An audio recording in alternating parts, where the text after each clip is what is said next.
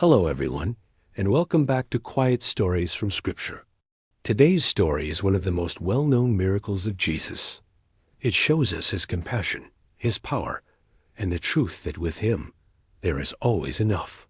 This is the story of the feeding of the 5,000 from the Gospel of John, chapter 6, verses 1 through 14.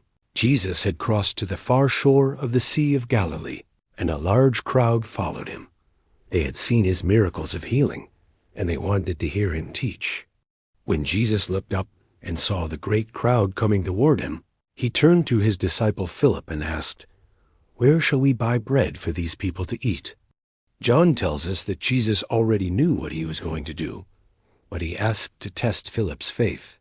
Philip answered, "Even half a year as wages would not be enough bread for each person to have a little." Another disciple, Andrew, spoke up, "Here is a boy with 5 small barley loaves and 2 small fish, but how far will they go among so many?" Jesus said, "Have the people sit down." There was plenty of grass in that place, and about 5,000 men sat down, not counting women and children. Then Jesus took the loaves, he gave thanks, and distributed them to those who were seated. He did the same with the fish. Everyone ate as much as they wanted. And when they had all had enough to eat, Jesus told his disciples, "Gather the pieces that are left over. Let nothing be wasted." So they gathered them and filled 12 baskets with the pieces of the 5 barley loaves left over by those who had eaten.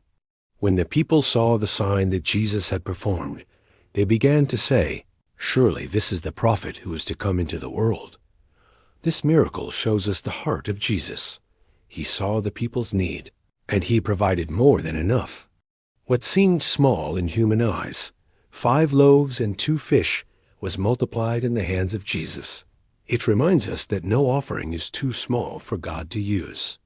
When we bring what we have, he can multiply it to bless many.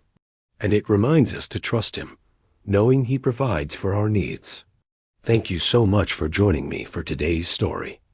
If this encouraged you, please give the video a thumbs up, share it with a friend, and subscribe to Quiet Stories from Scripture. I'd love to have you as part of this community. God bless you, and I'll see you in the next video.